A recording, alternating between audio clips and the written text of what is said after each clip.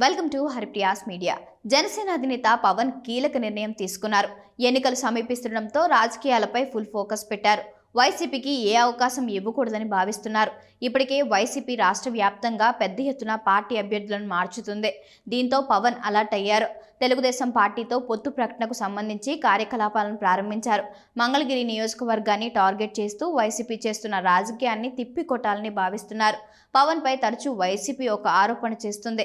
నిన్నటి తెలంగాణ ఎన్నికల వేళ ఏపీలో అసలు పవన్ కు ఓటు లేదని, హైదరాబాద్ లో ఉంటూ చంద్రబాబు ప్రయోజనాల కోసం పవన్ పరితపిస్తున్నారు అంటూ విపరీతమైన వ్యాఖ్యలు చేశారు. దీనికి కౌంటర్ ఇవ్వాలని పవన్ భావించారు. అందుకే తన ఓటును మంగళగిరికి మార్చుకున్నారు. మంగళగిరి పరిధిలోని కొత్తగా ఇల్లు కట్టుకోవాలని చూస్తున్నారు.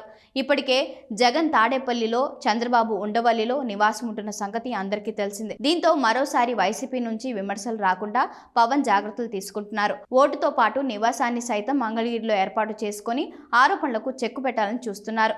మంగళగిరి నియోజకవర్గం నుంచి లోకేష్ మరోసారి పోటీ చేసేందుకు సిద్ధపడుతున్నారు. ఇందుకు సంబంధించిన ఏర్పాట్లు కూడా చేసుకుంటున్నారు.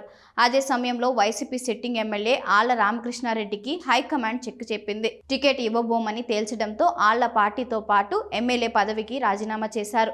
మంగళగిరిలో వైసీపీ వ్యూహాత్మకంగా బీసీ కార్డును తెరపైకి తెచ్చింది. బీసీ సామాజిక వర్గానికి చెందిన గంజి చిరంజీవిని బరిలో దించనుంది. లోకేష్ ను ఎలాగైనా ఓడించాలని సీఎం జగన్ భావిస్తున్నారు. మంగళగిరిలో బీసీ సామాజిక వర్గం కూడా ఎక్కువ.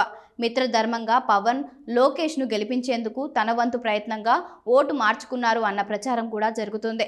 మొత్తానికైతే వైసీపీ ఆరోపణలతో పాటు లోకేష్ ను ఓడించేందుకు జరుగుతున్న ప్రయత్నాలకు చెక్ చెప్పేందుకు పవన్ ఈ నిర్ణయం తీసుకున్నట్లు తెలుస్తుంది.